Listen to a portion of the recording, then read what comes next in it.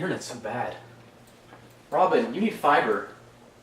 But my digestive system's already good enough. Robin, I need optical fiber.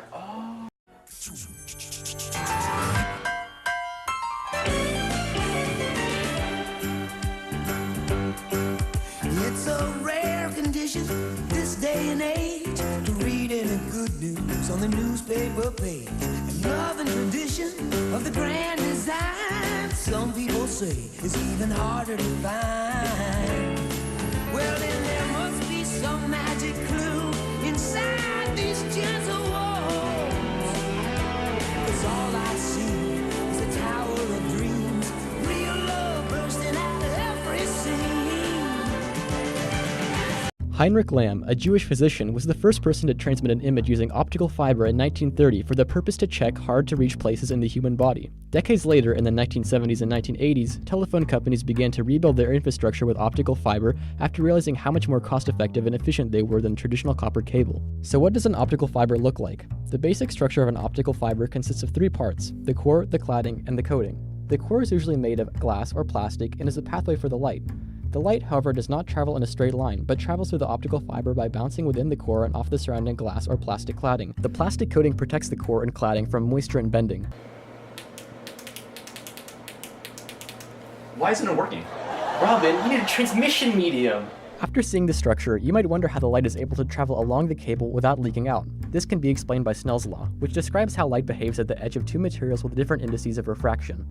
If the light were to travel in a straight line from the core to the cladding, it would indeed leave the fiber, but as we change the angle at which the light enters, more and more of it is reflected until what's known as the critical angle is reached. At this angle, all of the light that hits the edge is then reflected, meaning the light is able to bounce its way down the cable with minimal loss.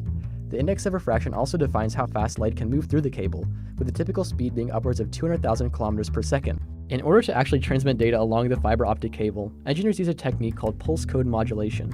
This technique consists of cutting up signals into sections and approximating the amplitude of the signal the best we can based on the number of bits available. If we use 4 bits, we have 16 levels of amplitude, which can be estimated by integer values. For example, a 16 amplitude value could be translated into 1111. This process can be applied to each section of the signal. We can then add up the sequence of 1s and 0s to send through the fiber optic. In order to transmit data down the line, a laser or LED is shown at one end of the cable and modulated by a digital signal.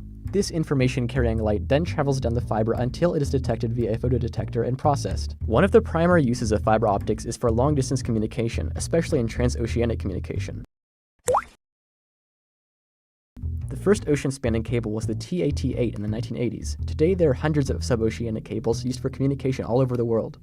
We can currently send 100 gigabits per second across the Atlantic Ocean. Fiber optics is used in undersea cables for its exceptional clarity, permitting runs of more than 100 kilometers between repeaters or amplifiers. The precious speeds offered by fiber optic cable networks are hindered by distance. As the distance from the source increases, the light undergoes dispersion, which leads to the attenuation of signals. To minimize attenuation over long distances, repeaters and amplifiers are used. Repeaters convert the light signal into an electrical signal, process that signal, and then retransmit it as a light signal, commonly known as optical-electrical-optical, or OEO conversion. The problem with repeaters is that they are not cost-effective. The technology needed to perform OEO is pricey. As a result, amplifiers are used more frequently than their repeater counterparts. The most common type of amplifiers are erbium-doped fiber amplifiers. The core is the erbium-doped fiber, with isolators in place to prevent back reflection of light. The fiber is pumped with 2 laser diodes with lighted wavelengths of around 980 nanometers, exciting the erbium ions to where they can amplify light via stimulated emission back to the ground state, effectively strengthening the incoming signal. Stimulated emission is the process by which an incoming photon of specific frequency can interact with an excited atomic electron, causing it to drop to a lower energy level. However, an issue with amplifiers is that they can boost noise and other unwanted artifacts in the signal, along with the signal itself. Most telecommunications networks suffer from the last mile problem, which refers to the transmission of a service from the service provider hub to the consumer. In traditional cable internet, this last mile is transmitted via coaxial cable, contributing up to 90% of the network latency. In order to improve consumer internet speeds, this last mile can be replaced with fiber optic cable. Wow, that's really cool. Thanks for teaching me about optic fiber. No problem, Robin. It's my specialty. Here's the bill.